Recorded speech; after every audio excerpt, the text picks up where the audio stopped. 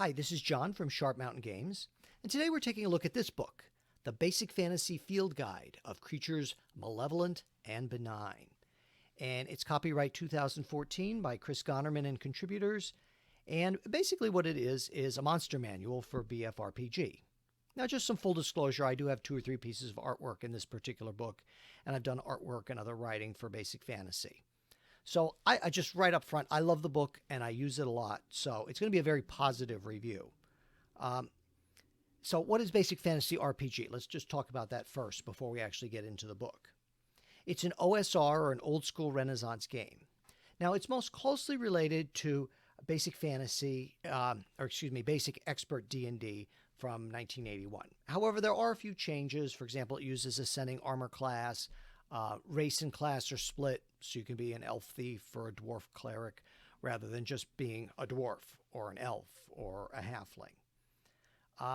Now, you can get all these books, including the one we're talking about today, for free, a PDF for free through their website and also through DriveThruRPG. So the really good thing is you can check out any of their books if you'd like to buy them. However, I think you might want to consider buying a hard copy. It's available on Amazon and Lulu, and really it's very cheap. The paperback on Amazon is $3.80, and the hardback that I got, mine is a hardback, I got it on Lulu for $13.35 is what it is right now. So that's much, much cheaper than many other game books. So let's look inside the book, and we're going to look at the PDF because I think you'll be able to see that better. So we can see a nice illustration here on the cover page, inside cover page with that jackal man. And so there's a lot of monsters in here that just didn't make it into the main core book, like the aboleth, and that creature's been around for a long time in Dungeons & Dragons. The Onkeg, I know, has been around a long time. But there are some newer monsters in here. We have an Nubian, who are kind of an Egyptian jackal man, different kind of apes. And you can see there's a lot of illustrations. Pretty much there's at least one drawing on every page, and most monsters have an illustration. Winged ape, if you kind of want the flying monkeys from The Wizard of Oz. Badger. The bay here, I know that's another popular monster. Abysrin, who's kind of like Minotaur people. Bog, crone, boglin. Like I said, we're not going to go through every monster. That would take too long. There's the boulette or the boulet. And there's some dog people, the canine or canians. Some angels who are celestials. You have Chelonians, who are basically turtles or turtle men. And you can see some nice illustrations here. Let me see if I can find some other interesting ones to talk about as we flip through, because I'll show you all the pages. Now, I have some illustrations in here. I did them a few years ago. I think probably I could draw them a little bit better nowadays, but there's a desert worm, kind of like the sandworms from Dune. A few different kinds of dragons, a brown dragon and a dragon, which is a small dragon. The Draugr, they're kind of like the ring wraiths from Lord of the Rings, you know, the dead kings who are kind of back from the dead. Some different elementals, fawns, and a whole bunch of other ones. The gibbering mouther, that one's been around for a long time too. Now, let me also point out, because this is a good one to show you, the Great Orb of Eyes. You can see it there on the left. There are some monsters which are product identity, Wizard of the Coast, and you can't use them. For example, the Beholder. So a third party can't publish something with a Beholder without certain kind of permissions or maybe even paying a royalty. So there are some monsters in here that are similar, not identical, but are similar, and they've kind of been reskinned. So if you want something a lot like a Beholder, you know, you have this Great Orb of Eyes, and many of the spells are really similar. Now, not all monsters in Wizards of the Coast things are considered product identity, but there are some that definitely are, and you could get in copyright trouble if they're reused exactly. The Gump, I'm not sure quite what he is, some kind of big ogre guy. And some other monsters here. Now, there are some, they call them infernals rather than devils or demons here, but there are some, you know, devilish kind of dark creatures. And you get the succubus there and the lemur and quasits and things like that. So if you want to take your campaign in that direction, there's these are not in, those devilish kind of characters are not in the main rule book. And if you don't, if that's not something that's your cup of tea, certainly you don't have to. There's the jack-o'-lantern, Komodo dragon. Oh, you can release the kraken if you'd like. Liches. And let's just page through here until we see some others. Oh, I really like that picture. You see that snow orc down there? I think that's really a nice piece of black and white art. And I should mention that the artwork all inside is black and white, but I'm sure that also keeps the printing costs down, which is really nice.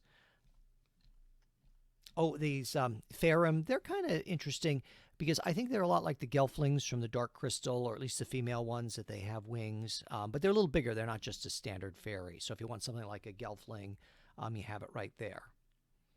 The artwork in here, let's see, the one on the right, that looks kind of anime influenced. And there's the Rabbit Prince. I don't know if that's unique or new, but it's an interesting thought. Oh, there's a fun one there on the right, the Russell, which is really the rodent of unusual size, which were in the Princess Bride. So if you want to sick them on your players, there they are. The Sahuagin, the fish people, satyrs. And there's a few different type of skeletons here. Haunted bones and leaded and pitch. Some giant snails and a sphinx.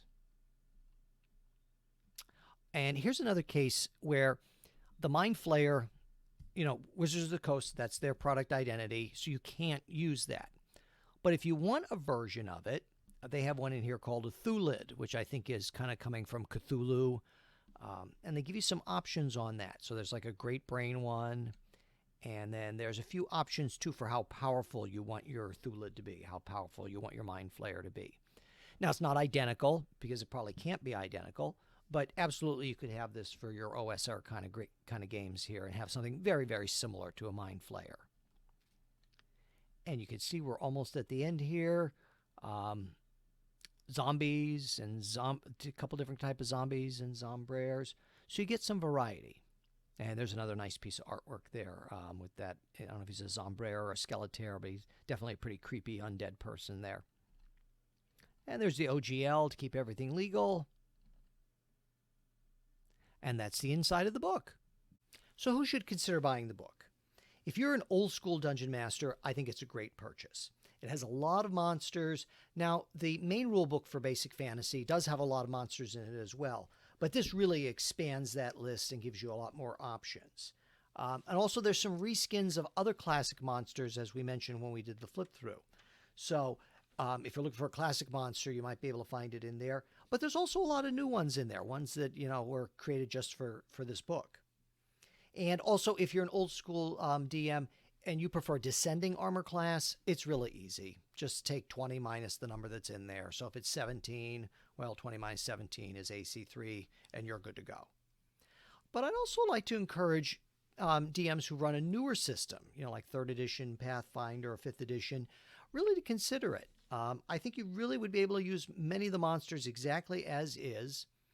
Now, one thing, if you're playing some of the newer editions, what they do with their hit points is that they give the monsters constitution bonuses compared to old school, where we didn't tend to do that. So for an old school monster, let's say something was 4 hit dice.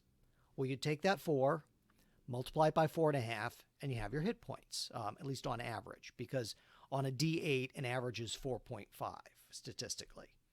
Well, if you want to give a con bonus and you're working in a later edition, you know, you're playing a later edition, multiply it by 6.5. That's like a +2 con bonus per each level. Or you could just say, I'm going to multiply it by 6, and then for a tougher monster, I'll multiply it by 7 or even 8 for a boss monster. So it would be really easy just to increase the hit points a little bit if you need to for your particular system, for your particular edition to make it work.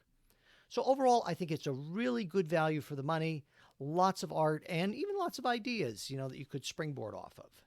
So I've put the links below to where you can buy the books or where you can check it out on the Basic Fantasy role-playing game site. So what I'd also like to encourage is if you can subscribe, that's great, or give me a like if you like the video. And feel free to add your comments about Basic Fantasy or other old school games or stuff you use from old school games and new school games down below. That'd be great. And if you'd like to support the channel, if you really liked it, you can see links below where you can see all our maps and adventures and gaming products on places like Amazon and Lulu and Roll20. So have a great day, and thanks for watching.